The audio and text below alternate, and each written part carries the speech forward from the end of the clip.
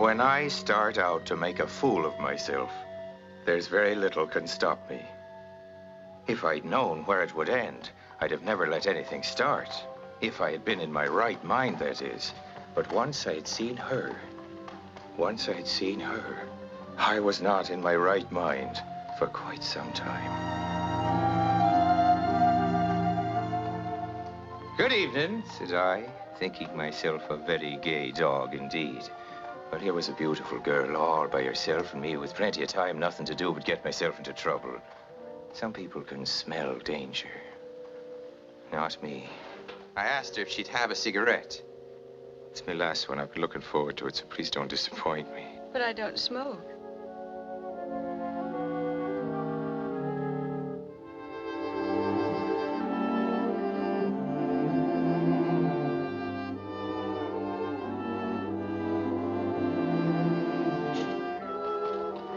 That's how I found her. And from that moment on, I did not use my head very much, except to be thinking of her. But in the park, in those days, the rough young fellas used to be staging hold-ups and the like. Help! Help! However, these young fellas were not professionals. And that's maybe the reason why I start out in this story a little bit like a hero. Which I most certainly am not.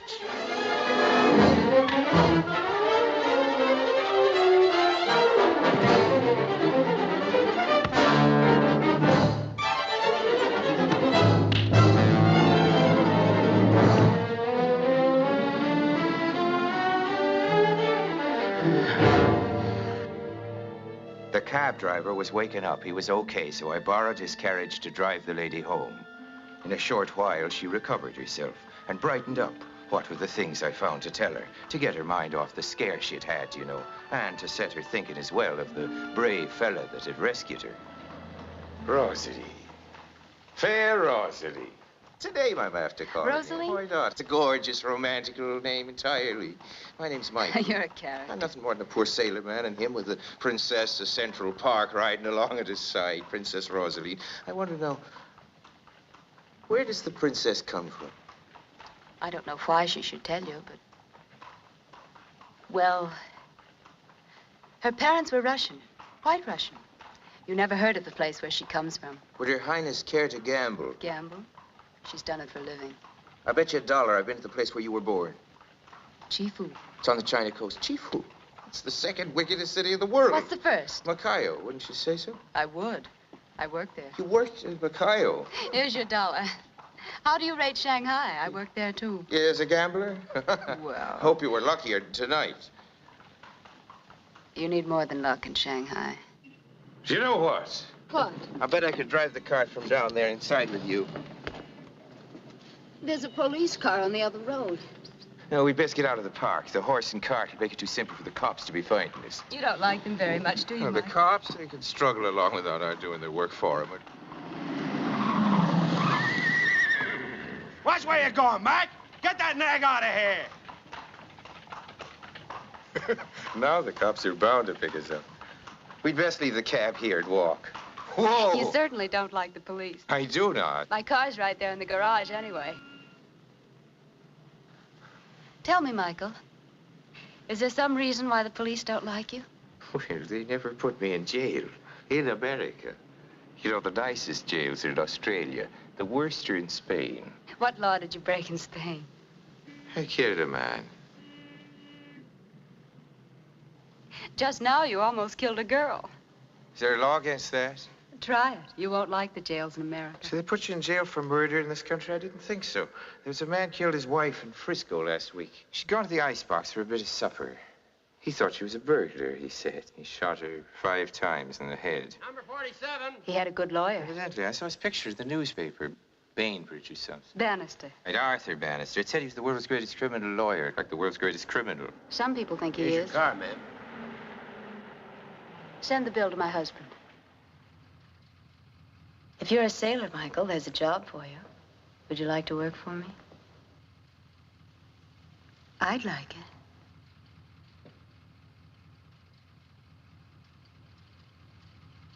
it. I'm shipping out tomorrow.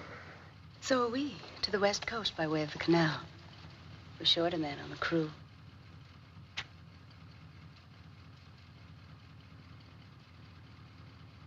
I'll make it worth your while. Could it be this you're looking for? You were smart to carry a gun, traveling alone in the park, but if you knew you had the gun in your bag, why throw away the bag? I meant for you to find it. I don't know how to shoot. It's easy. You just pull the trigger.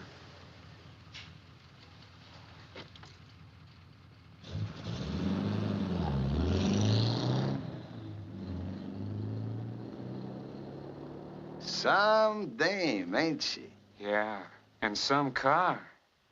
Evening, Mr. Grisby. Mr. Bannister sent it all the way from San Francisco, just so she could have it here. Bannister? Arthur Bannister himself. Gee, some guys have all the luck. Personally, I don't like a girlfriend to have a husband. If she'll fool a husband, I figure she'll fool me. Now, New York is not as big a city as it pretends to be, so I spent the next day in the hiring hall, waiting for a ship. That way, big boob that I am, I thought I could escape her. SS American trainer. Throw away those cigarettes and stud your throat. Excuse me. I wonder if you could help me locate it. Mr. O'Hara. Michael O'Hara. Mike O'Hara? You mean Black Irish, the big hot that talks fancy? I don't know him myself. Yeah, I know him. Joe, call Michael O'Hara. Guy here wants to see him. Michael O'Hara, please step to the bulletin board. A man wants to see you. Shipmates? We was in Spain together. They started calling him Black Irish after what he did to them Finks back in '39. Yeah, Mike's got a lot of blood in him, but he knows how to hurt a man when he gets mad. You were asking for me, O'Hara? O'Hara? You're what they call an able-bodied seaman? Well, that's what they call it. You ever work on a yacht? No. I presume you can handle a speedboat. Well, I presume so. Do you drink? I beg your pardon. I asked you if you drink. Whatever's set in front of me doesn't have to be wholesome, just so long as it's strong. Do you drink habitually? May I ask, mister, if you're extending the invitation? Well, I guess it might as well be.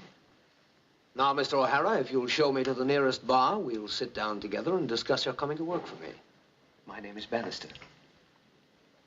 Bannister? Uh-huh.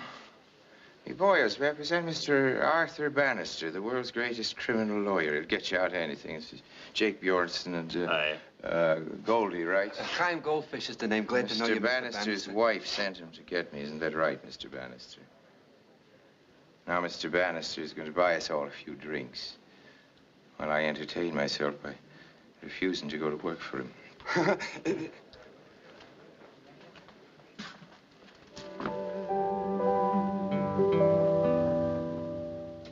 You know, Mike saved my wife's life.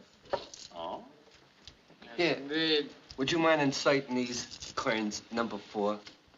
That's all we like to hear. Yeah. Mike's quite a hero. Quite a tough guy. Mister, there ain't no such thing.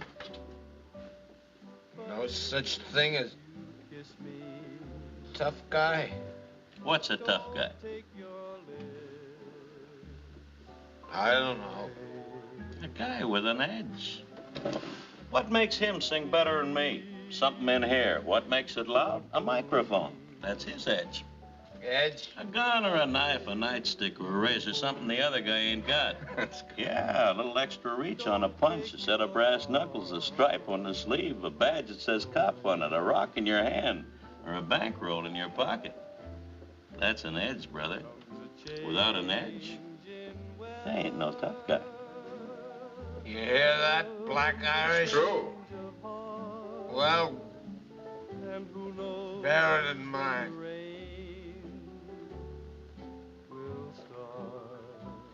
Yeah, but what makes him sing prettier than you? Naturally, someone had to take Mr. Bannister home. I told myself I couldn't leave a helpless man lying unconscious in a saloon. Well, it was me that was unconscious, and he was exactly as helpless as a sleeping rattlesnake. Say, it's nice of you, Michael, to be so nice to me when I'm so drunk.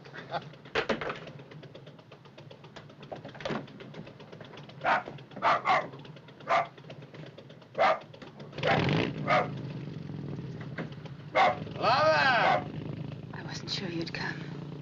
I'm not staying. You've got to stay. Lover!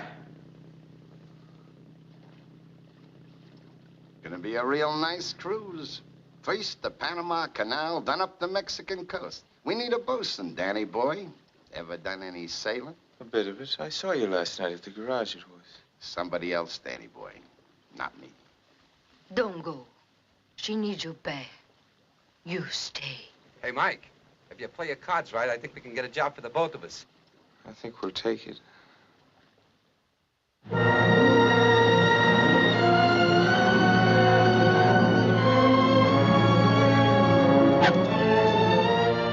And what was I, Mike O'Hara, doing on a luxury yacht, pleasure cruising in the sunny Caribbean Sea? Well, it's clear now I was chasing a married woman. But that's not the way I wanted to look at it. No. To be a real prize fathead like Mike O'Hara, you've got to swallow whole all the lies you can think up to tell yourself.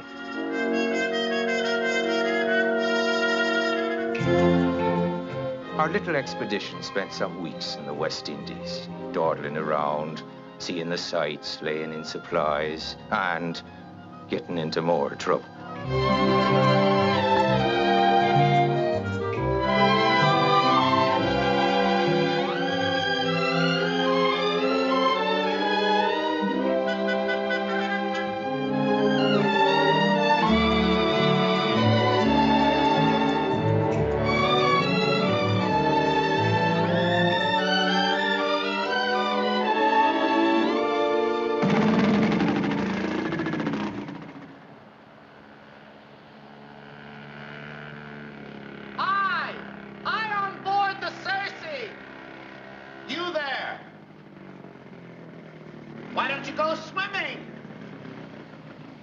I beg your pardon? I say, why don't you go swimming? I didn't bring a swimming suit along on the job, sir. You ought to the next time. There won't be a next time, sir. I'm quitting. Well, my trunk's out to fetch you. You find him in the locker in the cabin. I suppose you're wondering who I am, fella. I think I saw you in New York. I flew in this morning, by way of Havana. I'm George Grisby, you know. Grisby and Bannister. Where is everybody? Gone ashore? Well, most everybody. My partner, too? Mr. Bannister? That's right. And the lady? Oh.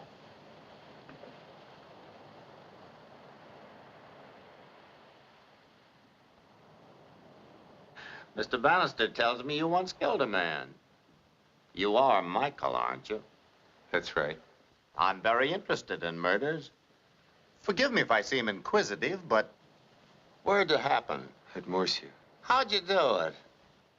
Now, let me guess. You did it with your hands, didn't you? Does it ever bother you when you think about it? What'd you do to you? Nothing. You just killed him for the fun of it, eh? He was a Franco spy. There was a war on at the time.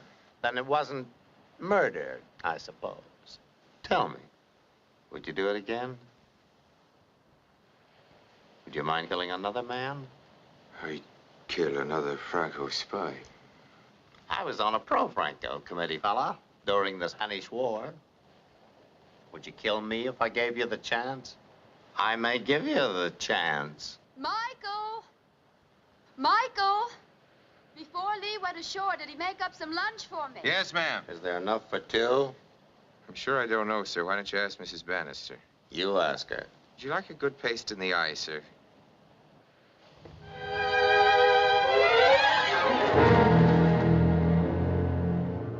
I wish you'd ask me to go swimming.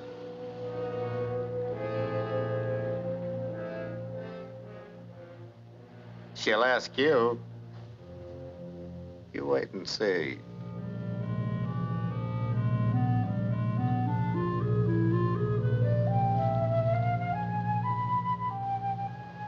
Will you help me?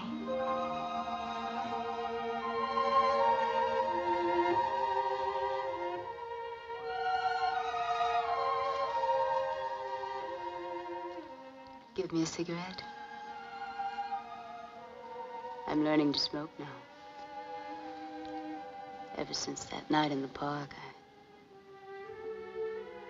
I've been getting the habit. Do all rich women play games like this? Call me Rosalie.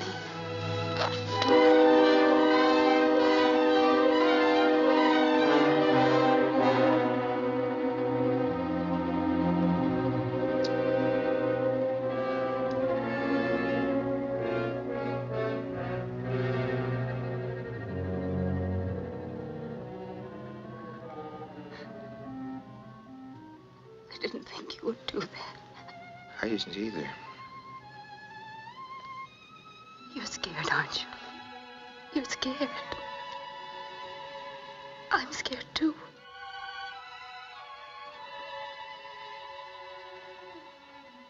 You think you needed me to help you? You're not that kind, sure. If you need anything, you help yourself. I'm not what you think I am. I just try to be like that. Keep on trying. You might make it. Oh, Michael. What are we scared of?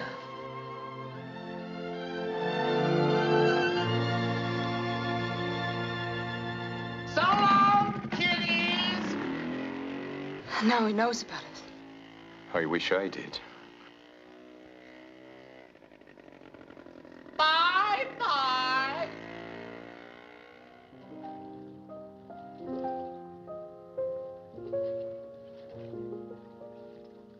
Michael. Yes, sir.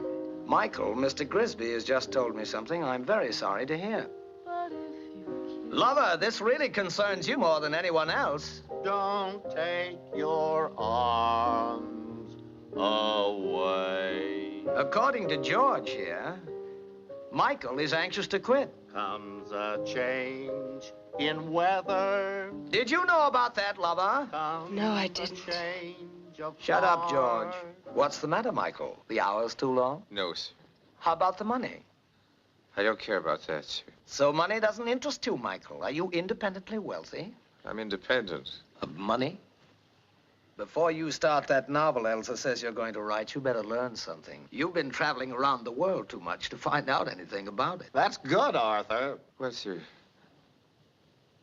I've always found it very sanitary to be broke. That's good too, Arthur. Shut up, George.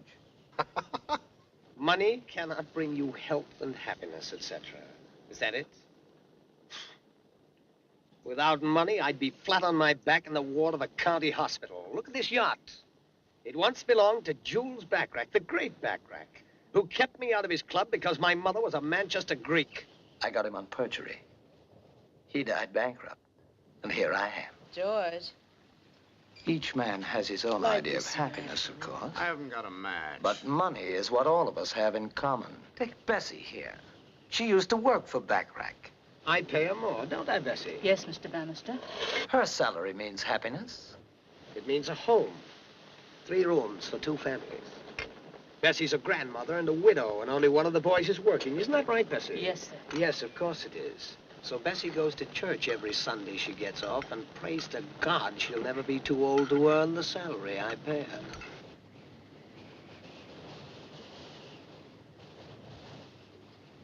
You call yourself independent. Come around and see me 5 years from now. Aye, aye, sir.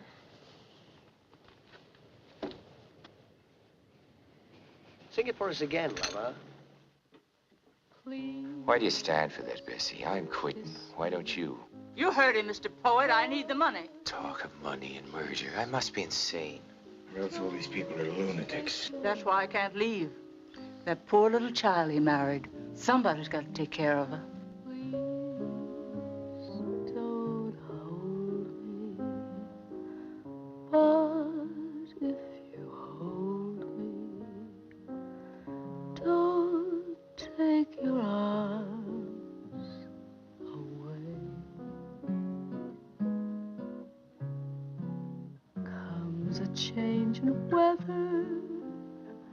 comes a change of heart, and who knows when the rain will start. So I beg you, please don't love me, but if you love me, then don't take your lips or your arms or your love away.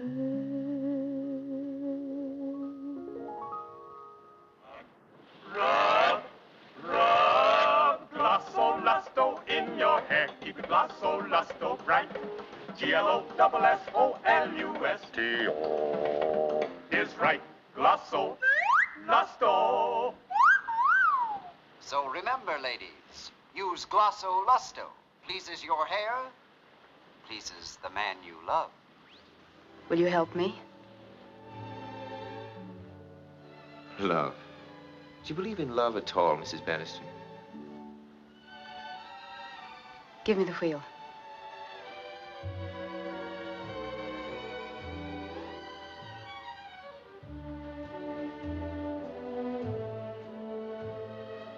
I was taught to think about love in Chinese.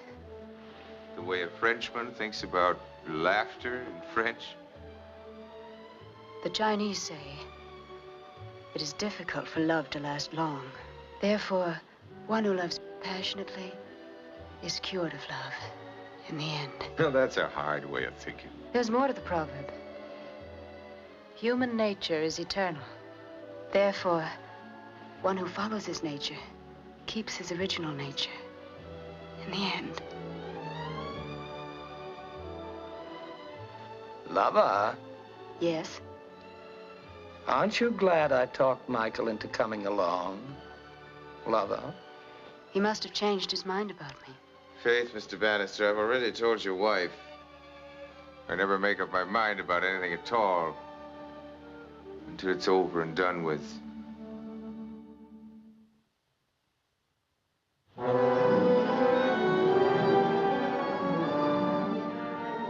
I'd like to, but I can't deny that Mr. Bannister did try to give his wife the things she wanted.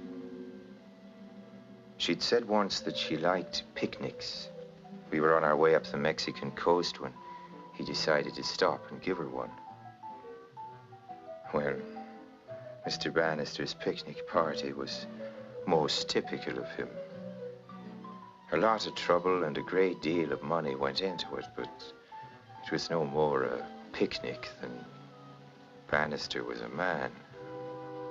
Listen, when you hear what I got for you, you'll say you bought it cheap. Sid, we've worked a lot of cases together. I'll be sorry if we have to make this one the last. But listen, this is There's a plot against my life, correct? I'm going to be murdered. Isn't that the information you're peddling? I'm going to be killed. Why, Sid, don't you think I know about it? All about it. Now leave me alone. I want to enjoy myself.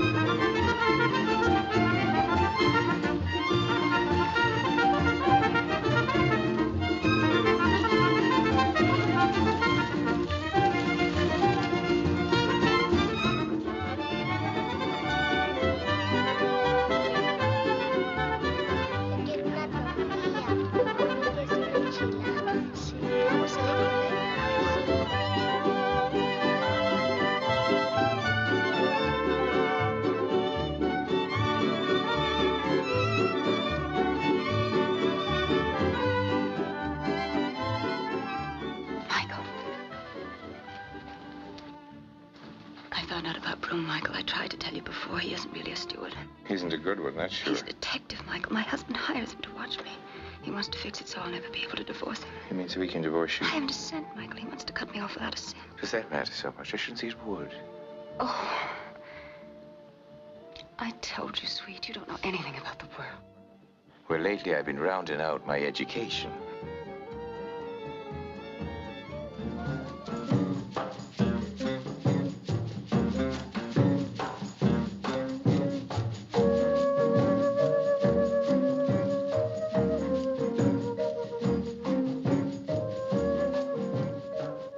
I'll say this much for you, Arthur. When you give a picnic, it's a picnic.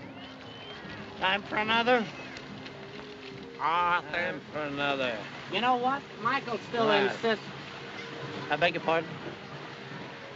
I said what? Michael still insists on quitting. Why shouldn't he? Oh, no. I think Arthur ought to try and make him If he wants stay. to go, let But him. George likes to have him around, lover. Michael's so big and strong. Makes a good bodyguard for you.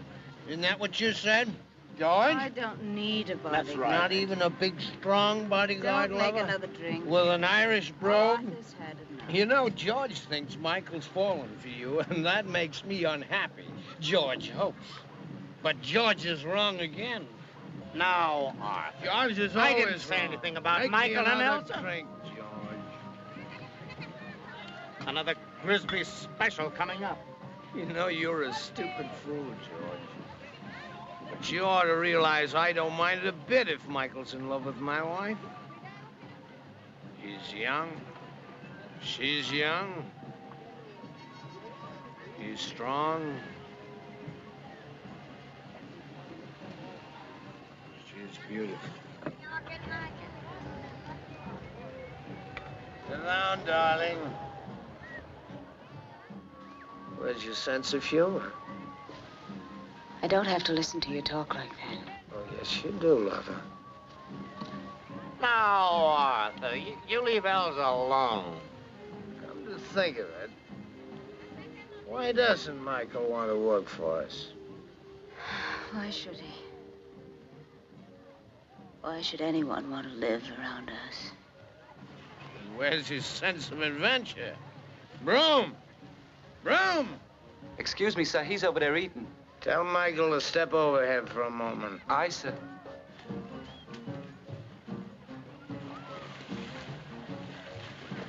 Hey, Mike. They want to see you over there. Mr. Bannister and them.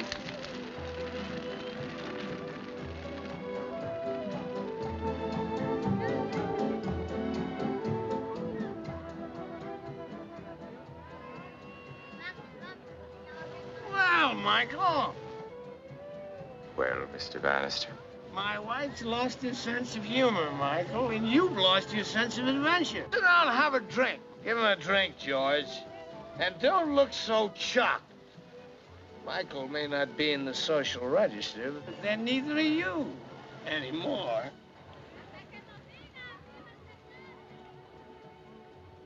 Is this what you folks do for amusement in the evenings? Sit around toasting marshmallows and call each other names? Sure, if you're so anxious for me to join the game, I'd be glad to. I can think of a few names I'd like to be calling you myself. Oh, but Michael, that isn't fair. You're bound to lose the contest. We'll have to give you a handicap, Michael. You should know what George knows about me, for instance, if you really want to call me names. And Michael, if you think George's story is interesting, you ought to hear the one about how Elsa got to be my wife. Do you want me to tell him what you've got on me, Arthur?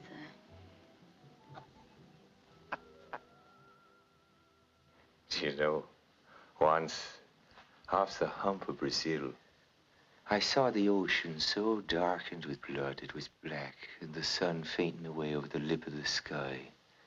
We'd put in at Fortaleza, but a few of us had lines out for a bit of idle fishing. It was me had the first strike.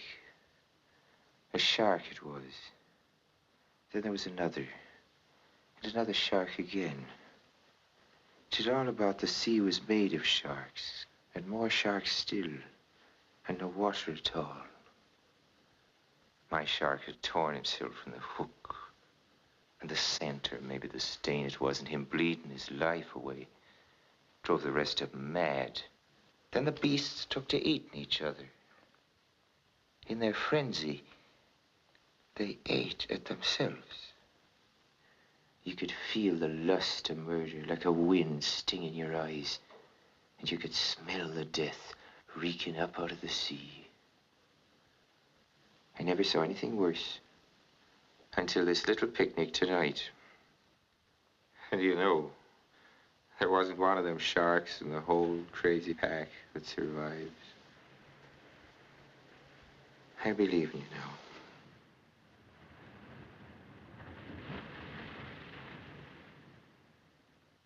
George, that's the first time anyone ever thought enough of you to call you a shark. You're a good lawyer. You'd be flattered.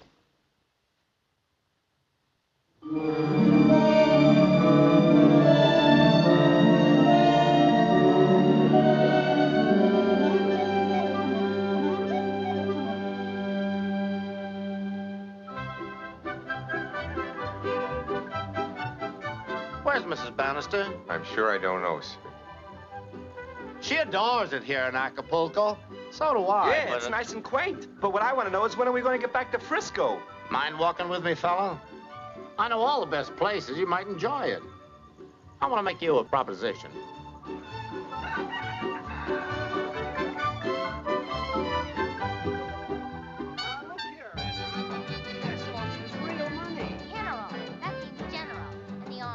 Beautiful, isn't it? The beach, you mean, or the tourists? Everything. That is a fair face to the land, surely, but you can't hide the hunger and guilt. It's a bright, guilty world.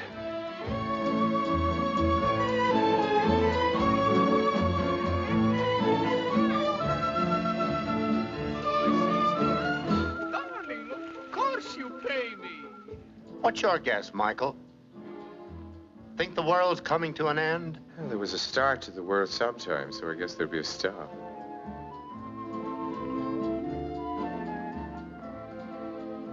It's coming, you know. Oh, yeah. Got to come. First the big cities, then maybe even this. It's just got to come. I prefer to be somewhere else, and it does. I will be. That's what I need you for, Michael. To see to it that I'm not around. How'd you like $5,000? What? That's what I said. $5,000, fella. And what do I have to do for it?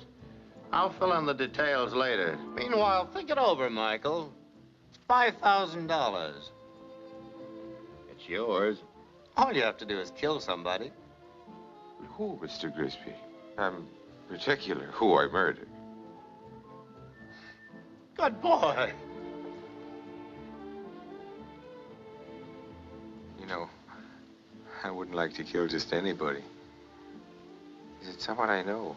Oh, yeah. But you'll never guess. I give up.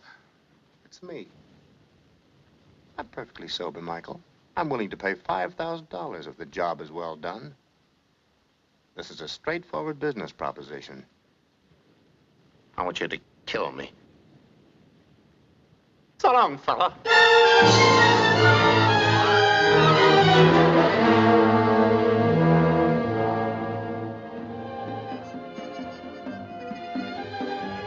Elsa.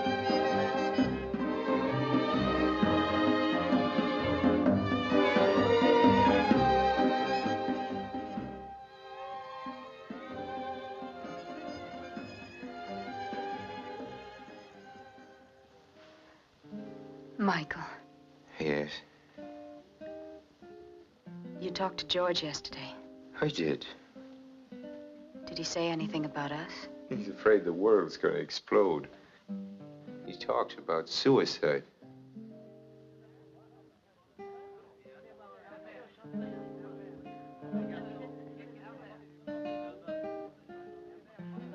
I've thought of that sometimes. Suicide? Do you think it's wrong, Michael? I don't know. Would you kill yourself if you had to? I don't I've looked at those pills so many times. Pills? The ones my husband takes to kill the pain. And wondered if enough of them would kill my pain. The pain of just being alive? Mr. Grisby wants to be cured of that pain. He wants me to cure him. Mr. Grisby wants me to kill Mr. Grisby. I'm sure he's out of his mind. He's not sane. Neither is Arthur. Your husband can take care of himself. What do you want? Beautiful moon. Nice night for it, ain't it, Mr. O'Hara? You didn't answer me, Mr. O'Hara. You ought to speak when you're spoken to. I'd hate to have to report you to the lady's husband. I said it's a nice night for it. Oh.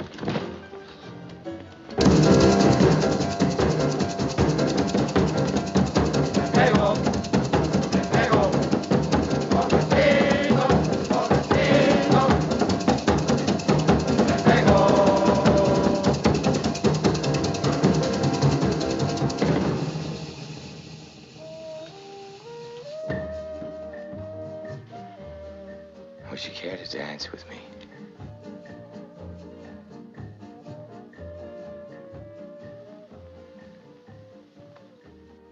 Stop crying. I can't stand for you to cry. You know what Broom's been doing. Spying on you. Sure, I'm going to take you where there aren't any spies. Michael, where? A long way off. Some one of the far places. Far place? We're in one of them now. Running away doesn't work. I tried it. Everything's bad, Michael. Everything. You can't escape it or fight it. You've got to get along with it. Deal with it. Make terms. You're such a foolish knight-errant, Michael. You're big and strong, but you just don't know how to take care of yourself. So how could you take care of me? Mike. Mike! Hey, Mike! If you'll pardon me this intrusion, there's a couple of police officers out here. Cops? I don't speak their language, see? And they wants me to identify this guy. What's the Spanish for drunken bum?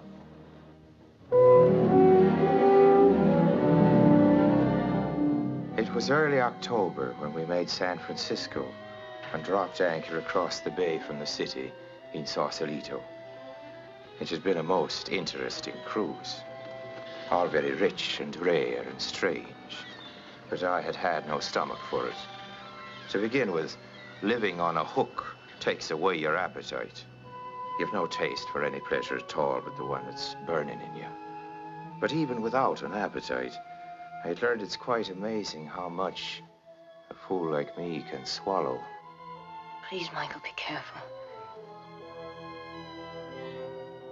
The car's down there.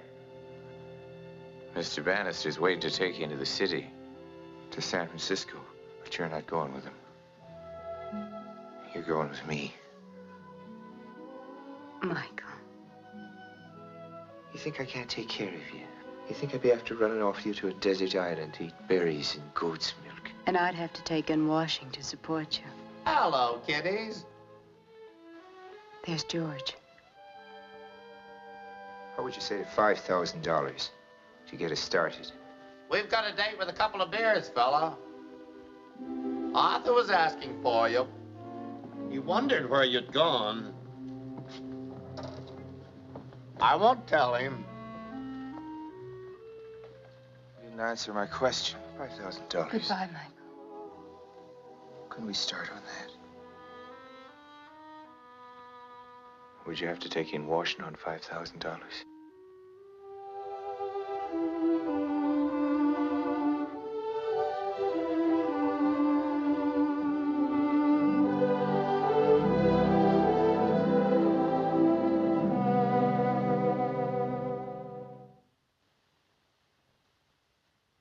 Sit down. I suppose you're wondering what's behind my little proposition. None of your business, actually, but since we're what you might call partners in crime, I might as well tell you that the firm of Bannister and Grisby is insured against the death of either partner. That means if one of us dies, the other stands to get a lot of money. Thanks. Now leave us alone. Yes, sir. Like some other people we both know, I'm not very happily married. And another thing, frankly, I don't want to be within 1,000 miles of that city or any other city when they start dropping those bombs. Michael, there's been a suggestion we drive you into town. Want a beer before you go? I'll be waiting with Mrs. Bannister in the car. Better meet me in my office. Make it late tonight. What for? $5,000.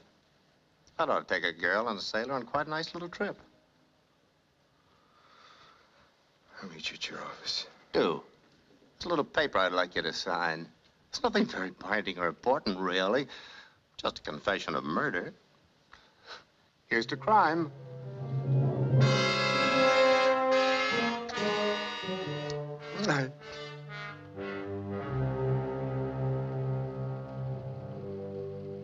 She said meet you at the aquarium, 9 o'clock, before many people there. The aquarium? Oh, if you ever need a good lawyer, Michael, let me know. I, Michael O'Hara, in order to live in peace with my God, do freely make the following confession.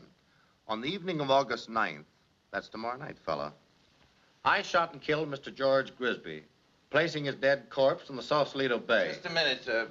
What you're reading there, am I supposed to have written it? It's your confession. This is the easiest 5,000 you're ever going to earn, fella. Why don't you do it yourself? Commit suicide? Me? Don't be silly. Suicide is against the law. And we're not going to break the law. This is going to be murder, and it's going to be legal. I want to live, but I want to vanish. I want to go away and change my name and never be heard of again. But that costs money. And it isn't easy nowadays.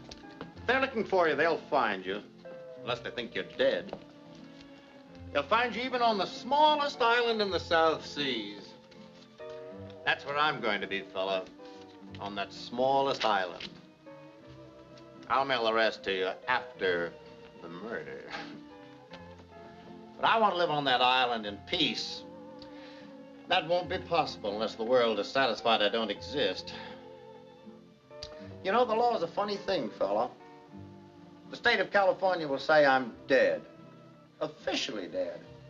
Somebody will say they murdered me. That's what I'm paying you for. To murder you? Say you did. Well, what happens to you, really? No, I disappear. What happens to me? Nothing. That's the joker. You swear you killed me, but you can't be arrested. That's the law. Look it up for yourself. There's no such thing as homicide unless they find a corpse. It just isn't murder if they don't find a body. According to the law, I'm dead if you say you murdered me.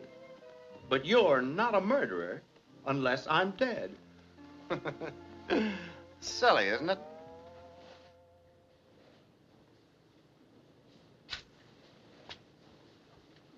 I've never seen an aquarium. Would you show me about? I couldn't think where else we could meet. Only tourists come here and school children. And lovers? Oh, Michael. Fair You Rosalie. love me very much. I do. Do you still want to take me away with you?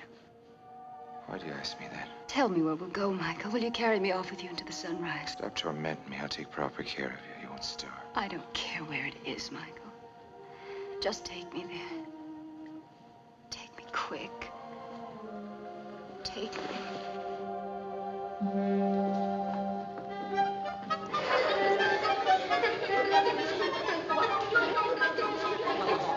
Come on, Come on. Hey, look, I want to see you.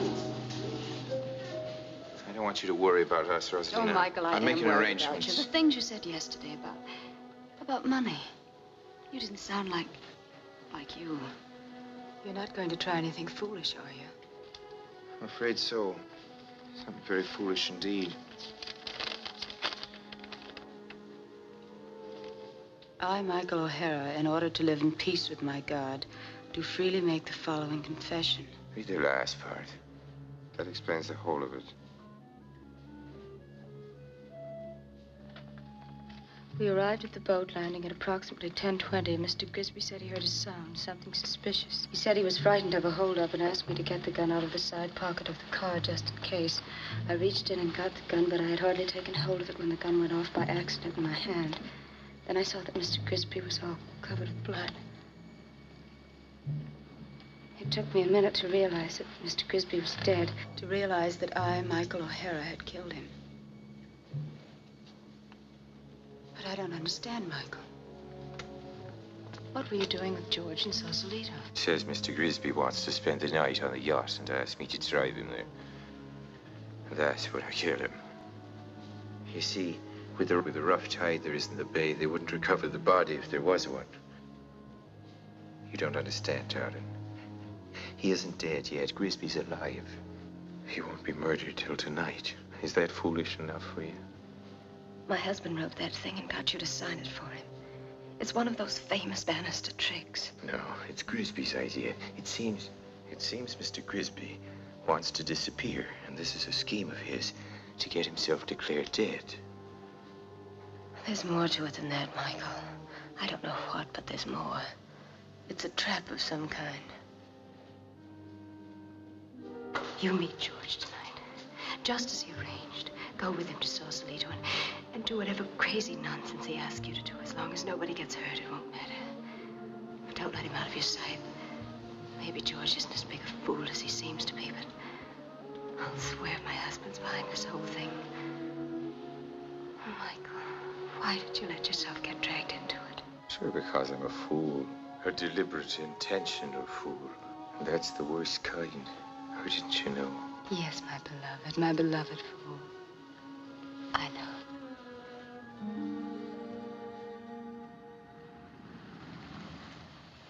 I don't think there's anybody home. Just Broom.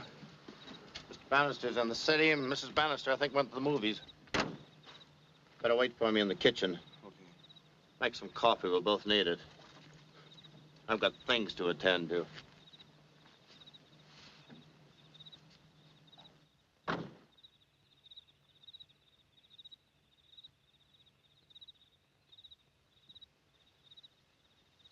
Well, I wonder am I the only one that's on to you and her? Who? Nobody else seems to guess you're sweet on her. That ought to be worth a little extra. But I'll throw it in for the same price. What are you selling? I can shut up. That's what I'm selling. You see, I'm a snoopy kind of a guy.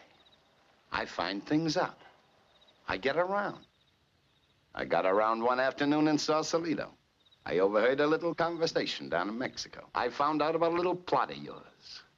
I guess you wouldn't want me to say nothing about how you're fixing to frame Michael. Yeah, frame him for a murder you're going to commit. Well, let's talk it over tomorrow, huh? When you'll be playing dead and somebody else we both know is really dead? No, thanks, Mr. Grisby. We'll settle our account right now.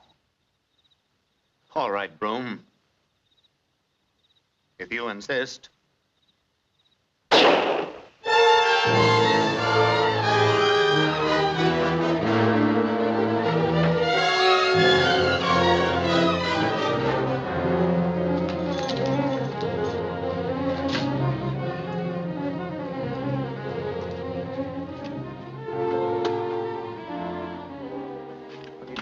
Oh, hello, Michael.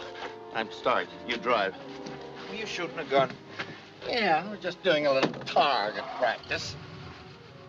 That's what you're gonna say, isn't it, when you shoot the gun down by the boat landing? People come out of the bar to see what happened?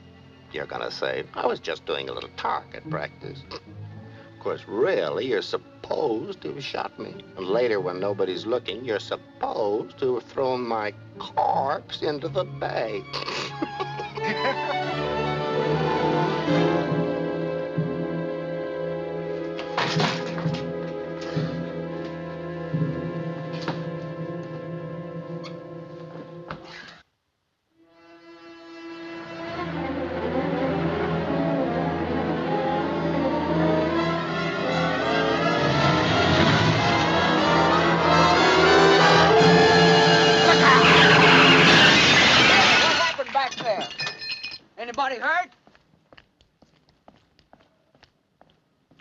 Kind of banged it up, mister. Yeah. Our fault, I'm afraid. Here's my card. Let me know if there's any damage. Looks like you got damaged. Hey, look at your hand. It's cut It's bad. okay, fella, really. It's all right. Good night. Well, good night, Mr. Grisby. Good night. Did he get a good look at us? What's that? Truck driver, I mean. He'll make a good witness. What? He'll testify he saw us just before the murder. Bruce, are you ill? I got some lead in me where it hurts. I'll call a doctor. Did already. Trouble is, the doc will report the police. Police will want to know who was the certain party who shot me. Don't worry, he'll get his. There's going to be a murder. Ain't going to be no fake murder, not this time. Somebody's going to be killed. You mean? Yeah, your husband. Maybe he's the one that's going to be knocked off. What? Could be. You'd better get down to his office if you want to do anything about it.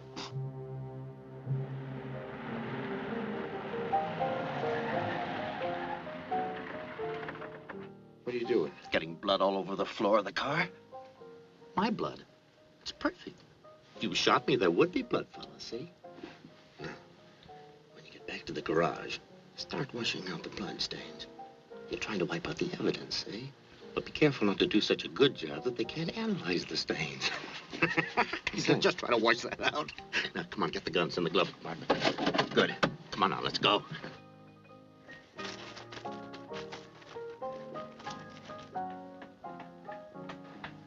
Now, be sure and let the people in the bar in there get a good look at you. They're bound to ask about the shooting. Just say you're doing a little target practice. Be sure and wait until you hear the speedboat get away. Understand? Where you going? Give me that cap. What are you laughing at? Wait and see.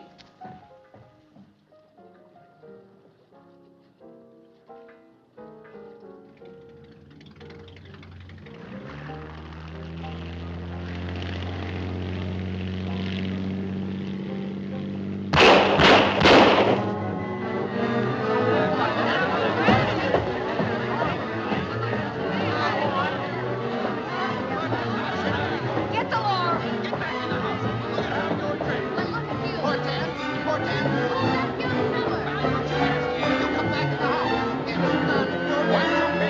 People get some sleep around here. Somebody said they heard a shot. Hey, what are you doing with that gun? I was just doing a little target practice. Where are you going with it now? Is he drunk? He's soused.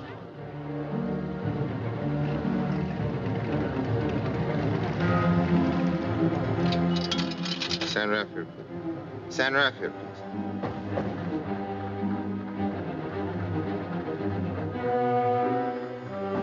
Hello, I want to speak to Mrs. Bannister. What? It's me, Bro. Get down to the office, Montgomery Street. You was framed. Grisby didn't want to disappear. He just wanted an alibi. And you're it. You're the fall guy. Grisby's gone down there to kill Bannister. Now! Hello? Hello? Hello?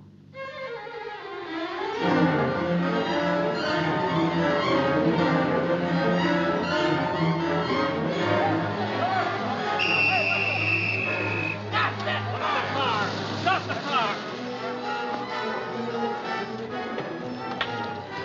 Am I too late?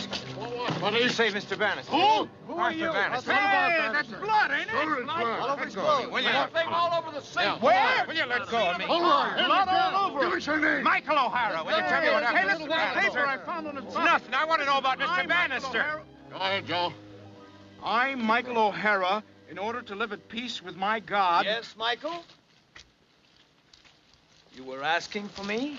Pardon me, please. Do freely make the following confession. Confession? On the evening of August 9th, I shot and killed George Grisby. Then it wasn't you that was killed. It was him, Grisby. Hello, darling. Have you heard the news? George has been murdered. He was found here in the street with Michael's cap in his hand. Michael is going to need a good lawyer. Well, it's my own fault, but that's how I got into it, big boob that I am. I began to ask myself if I wasn't out of my head entirely. The wrong man was arrested. The wrong man was shot. Grisby was dead, and so was Broom. And what about Bannister? He was going to defend me in a trial for my life, and me charged with a couple of murders I did not commit. Either me or the rest of the whole world was absolutely insane.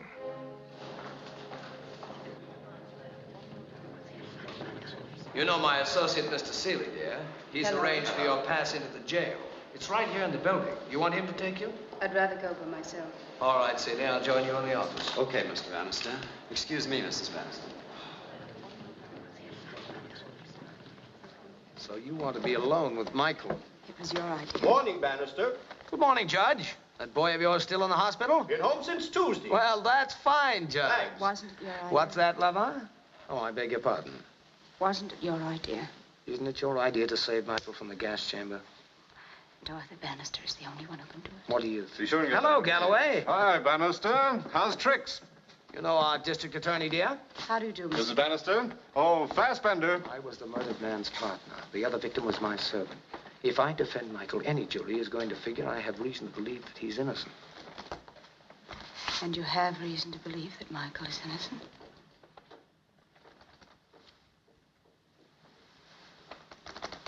I hear that Galloway is going to say that Michael took George's corpse into the city in our speedboat. But he didn't. We can prove. Prove? George couldn't have taken it. Why not? Well, how could he get back? Back where? To the yacht, naturally. The speedboat couldn't have driven itself. Or maybe it was George's ghost. Maybe the boat just drifted back. Now, lover, Michael has got to plead excusable homicide. But you can prove he didn't do it with his gun. They already know it wasn't Michael's gun that killed George. The gun that did kill George can't be found, lover, so we can't prove that Michael didn't shoot it. And it was Michael's gun that killed Broom. Now, Michael is going to need everything that the greatest living trial lawyer can do for him. Our good district attorney over there has worked up a beautiful case. The truck driver, the fat saloon keeper down at the docks, they'll be effective witnesses. And he'll know how to handle them. And then there's this crazy confession. But Michael has an explanation. Explanation? You think it's funny? Funny? You mean that story about how George hired Michael to kill George? To pretend to kill him. Really? Why would George want to disappear? Michael said something about partnership insurance. What? Partnership insurance. Which he, George, wanted to collect. Yes, yes. And he, George, wanted everybody to think he was dead. Yes. Dead so that he could collect the insurance. Yes. Well, if he was dead, how could he collect? Now, lover, if your Irishman doesn't want to go to the gas chamber, he's going to have to trust me. But you... do you trust him? I wouldn't trust him with my wife. You want to make sure he doesn't get off, don't you? I've never lost a case, remember? Besides...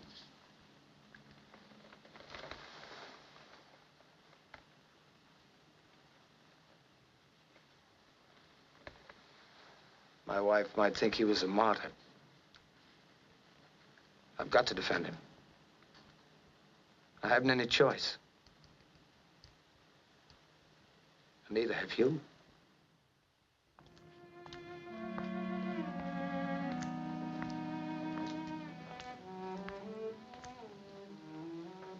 Hello. It looks bad for me, isn't that what your husband says? Whatever else he is, Arthur's a marvelous lawyer. You've got to trust him, Michael. Why? Why should I trust him? Because it's your only chance. Because I want you to. That'll have to do for a reason. Michael, why did you kill Broom? What? Don't be afraid to tell me, please. I just want to know. Well, sure, does Grisby kill Broom? It was him who's going to murder your husband. George, kill Arthur? You know that. What could he possibly gain from it? Well, for one thing, he couldn't get a divorce. What? Yes, that was the chief reason Grisby wanted people to think he was dead so he could get away from his wife. Wife? But that's impossible. Why? George didn't have a wife. He wasn't married.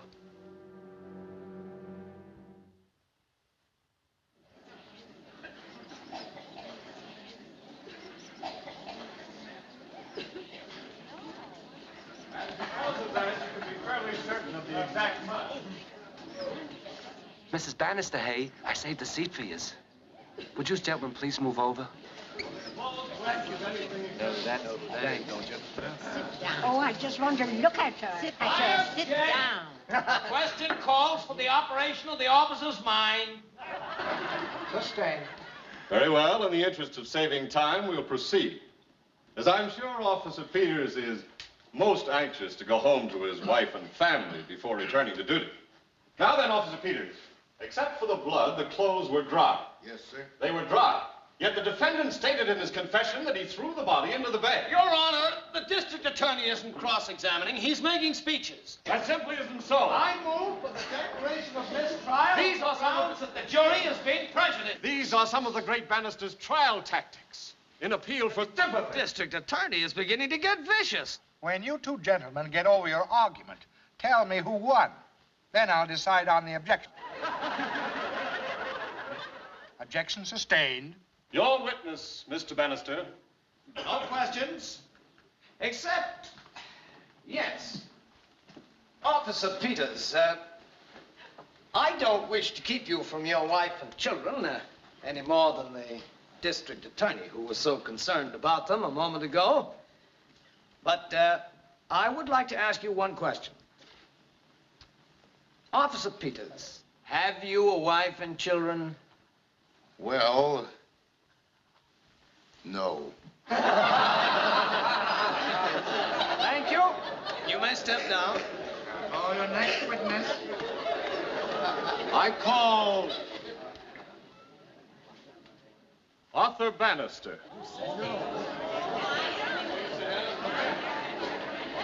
It's certainly unusual, Your Honor, to put a defense attorney on the witness stand, but I'm confident that my client will make no objection. Hey, Galloway can't make Bannister testify against his own client, Hey, can he? what happened? Oh, sit down. Why should I down? Your Honor, I wouldn't take this step if there were any more effective means of establishing the evidence I wish to bring forward. With my client's express permission. Mr. Bannister will take the stand. I've never seen anything like that before. I always thought he was smart. I don't come any smarter. You ain't kidding. You solemnly swear the evidence you're about to give in this case be the truth, whole truth, and nothing but the truth, so help you God? State your name. Arthur Bannister.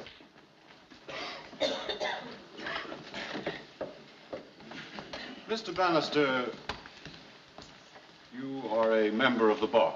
I am. And have been for a number of years. That is correct. The defendant, Michael O'Hara, worked as a member of the crew of your yacht. Yes. Did he seem happy in his job? I beg your pardon? You had your back turned Did and he seem happy in his Reasonably job? so. Did you get that answer? I did, sir. Reasonably so. As a matter of fact, wasn't he threatening to quit? Yes. Did you know, Mr. Bannister, that right after the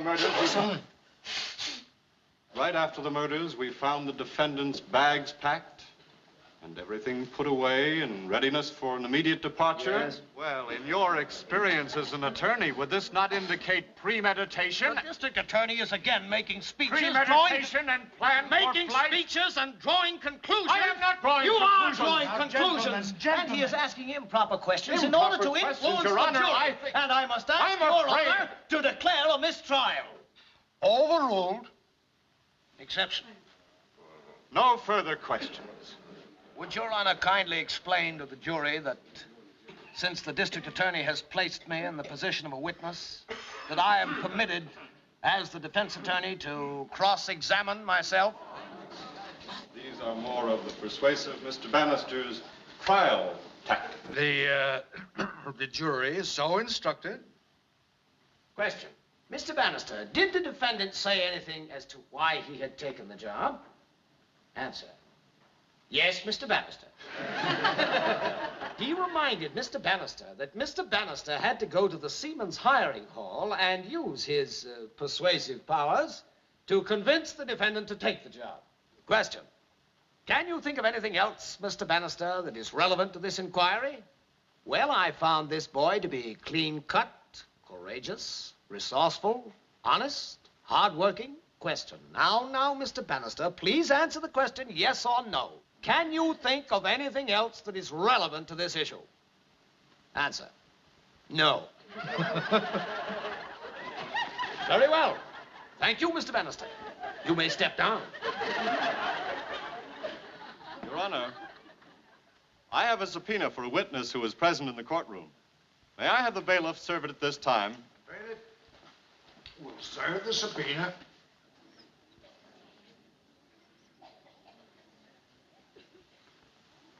I call Mrs. Arthur Bannister. There's no law that says she doesn't take that, is there? I don't know. Sit down. Sit down and mind your own business.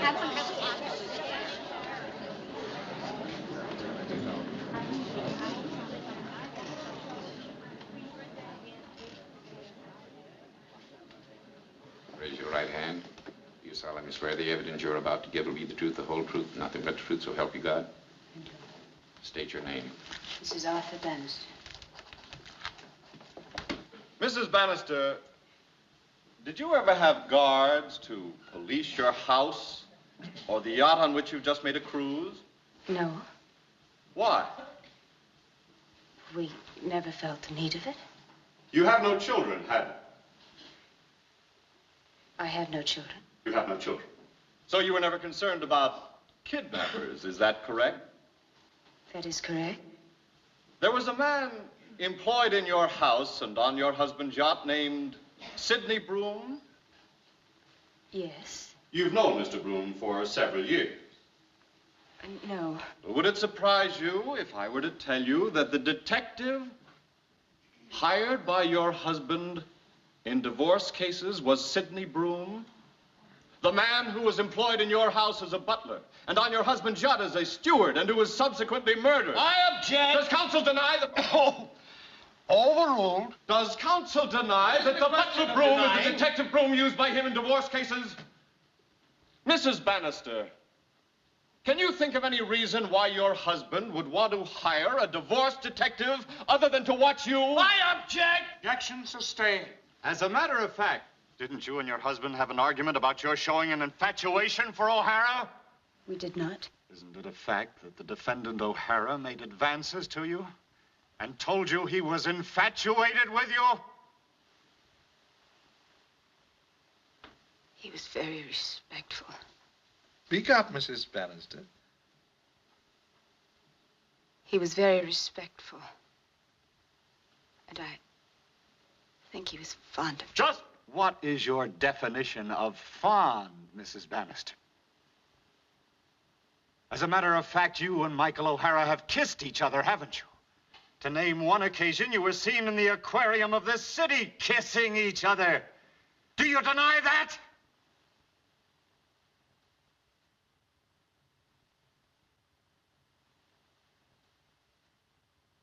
No.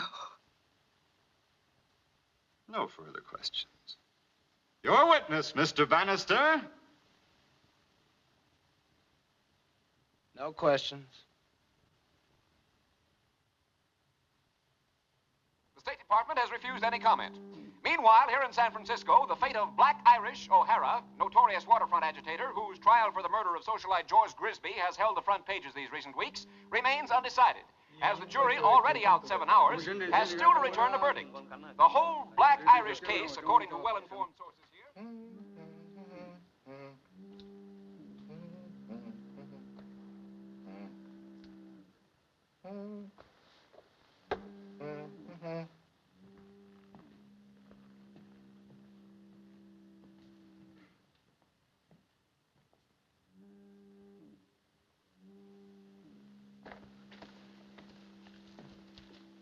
How long do they take, usually? Can't ever tell about it, Jimmy.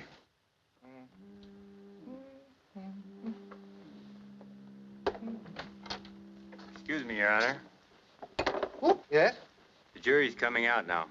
Oh, thank you, Officer McNulty.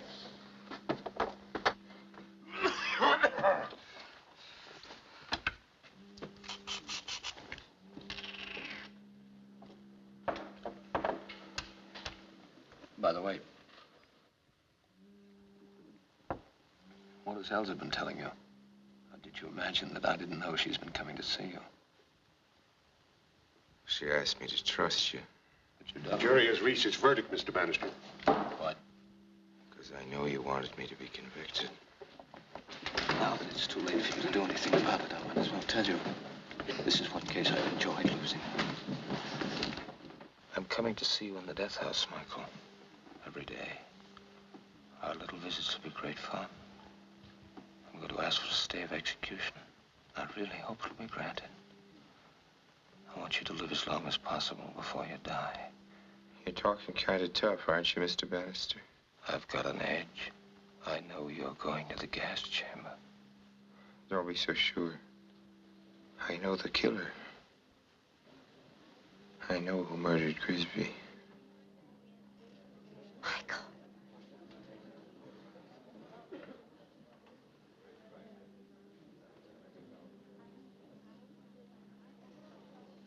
Ladies and gentlemen of the jury, have you arrived at a verdict? We, the jury. Tyson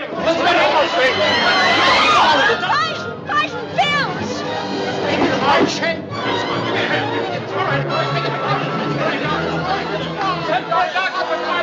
Just talk to the doctor on the phone. He's coming right over. Said to keep him on his feet. We need some help. I can control this crowd all by myself. The way I understand it, Mr. Galloway, he'll be all right if we keep him moving. I need help in Doctor there. says if he goes to sleep, he's done for. Done for? Well, I need at least 2 of you officers to control the crowd in my courtroom. I'll try and get to the reporter. You stay here. Reporters, you do not have I'll see the reporters. Fassbender. Galloway. I'll see the reporters myself. We have to prepare a statement. That's it, Benny. Keep him walking. All right, Mr. Galloway.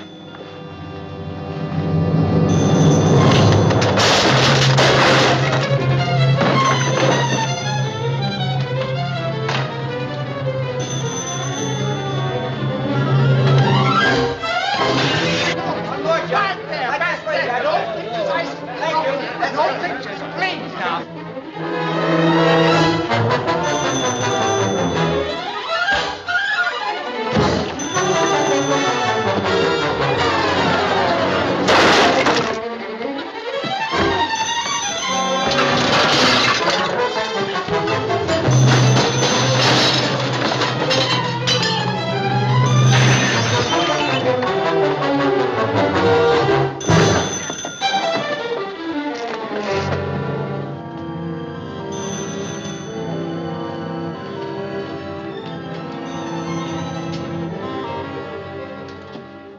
Stay close together now while I escort you out to dinner. Sure, it's Mike. What can you do? We gotta think of something. Hey, that's another jury. From another trial across there. Please do He's not walking talk out with about the case outside of this jury room. The judge hopes that you will arrive at a verdict as soon as possible. Hey! That way! Come on, let me go! My goodness! My window, my chest room, McNulty, Officer Fishbine. I expect a full report from you. Get off the floor, Officer Fishbine. You know, no pictures. Hello? That woman's too nice looking to have stolen all that jewelry.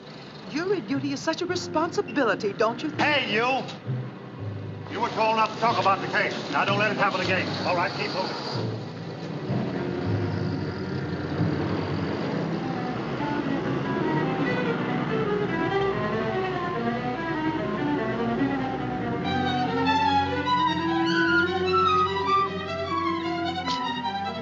Elsa!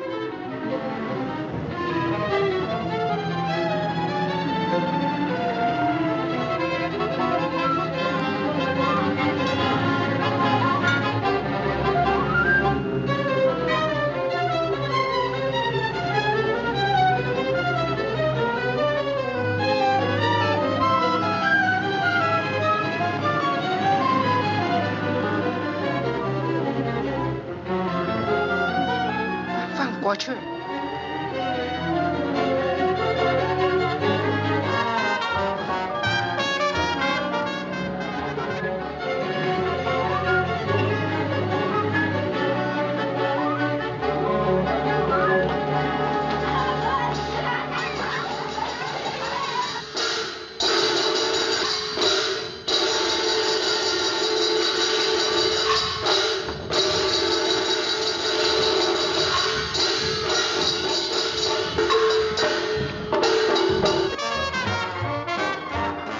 làm sao mày có kiò kìa không á?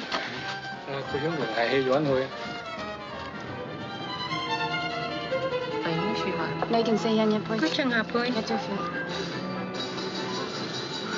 個西人坐喺邊處啊？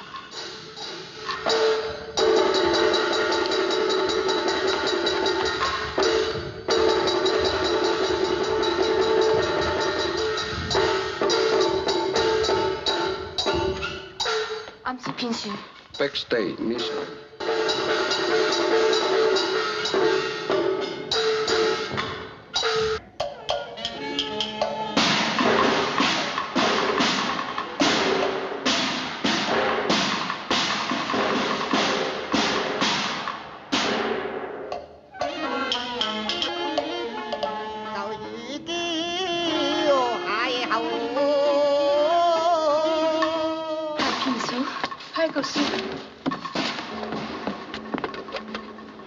啱先呢張，呢張住個，打邊處啊？打我羅，約嗰個肉嘅人，打我羅。Hello Lee。Hello， 我係李剛。唔該你幫咗我。我哋係油快蛋油快冚窿嘅法律都幫助你。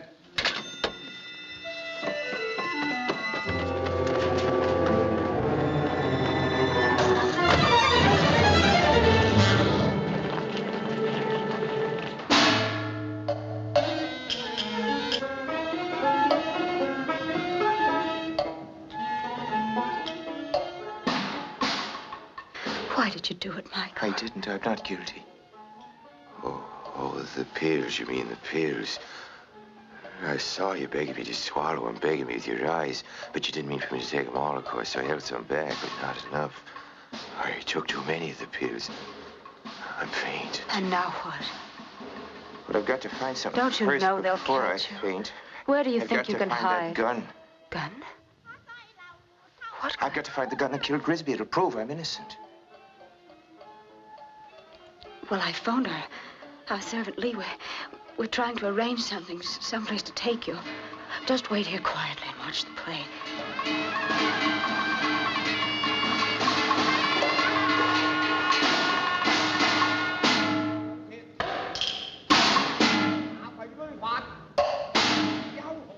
The police.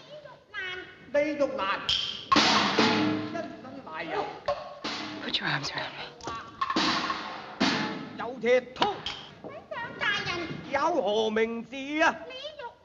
李玉蘭，因身賴有。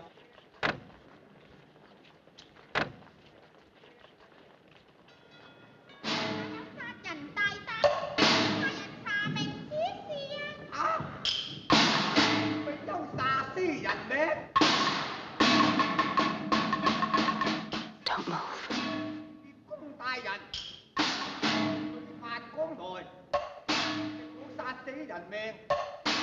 Don't you move. I told you not to move. I mean it. I found the gun. You killed Grisby, yes. You're the killer.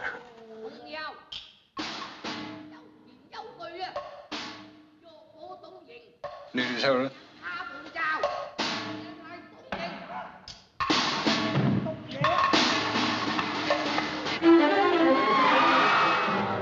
I was right. She was the killer. She killed Grisby. Now she was going to kill me. Her servant Lee and his friends smuggled me out in the darkness and hid me where I'd be safe from the cops. Not safe from her. One of the Chinese worked in an amusement park. It was closed for the season. An empty amusement park makes a good hideout. And she wanted me hidden. Well, I came to in the crazy house. And for a while there, I thought it was me that was crazy.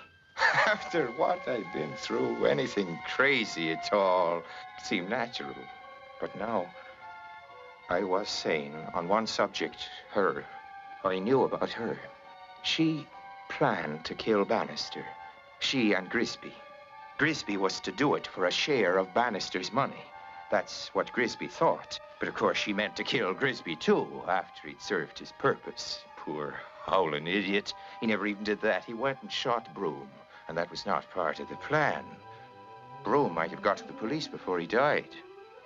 And if the cops traced it to Grisby, and the cops made Grisby talk, he'd spill everything, and she'd be finished. So she had to shut up Grisby, but quick. And I was the fall guy.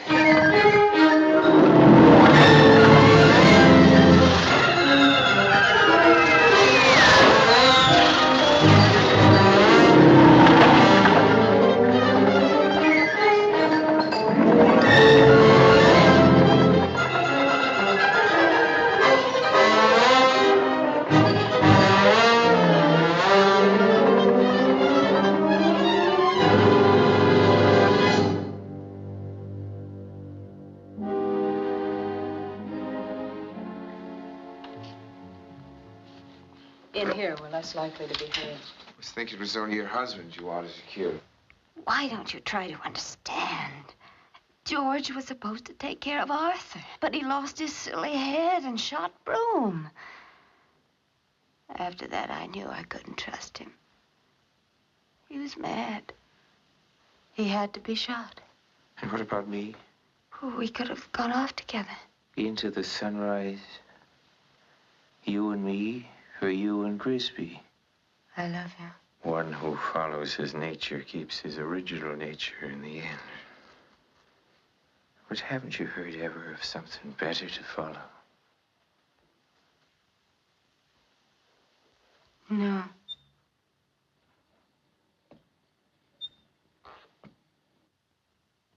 I knew I'd find you two together. If I hadn't, Elsa, I might have gone on playing it your way. You didn't know that, but you did plan for me to follow you. You've been drinking. I presume you think that if you murder me here, your sailor friend will get the blame, and you'll be free to spend my money. Well, dear, you aren't the only one who wants me to die. Our good friend, the district attorney, is just itching to open a letter that I left with him. The letter tells all about you, lover. So you'd be foolish to fire that gun. With these mirrors, it's difficult to tell. You are aiming at me, aren't you? I'm aiming at you, lover. Of course, killing you is killing myself. It's the same thing. But you know, I'm pretty tired of both of us.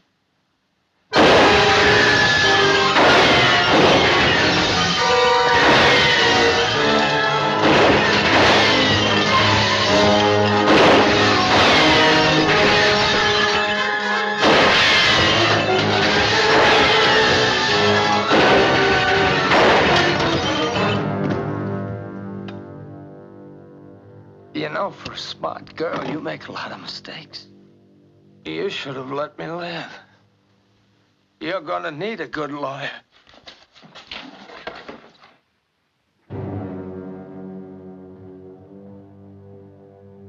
He and George. And now me. Like the sharks, mad with their own blood, chewing away at their own selves. It's true. I made a lot of mistakes. You said the world's bad. We can't run away from the badness, and you're right there. But you said we can't fight it. We must deal with the badness, make terms. And in the badness, deal with you. And make its own terms in the end, surely. You can fight, but what good is it? Goodbye. You mean we can't win? No, we can't win. Give my love to the sunrise. And we can't lose either. Only if we quit. And you're not going to. Not again. Oh, Michael. I'm afraid. Michael. Come back here. Michael. Please. I don't want to die. I don't want to die.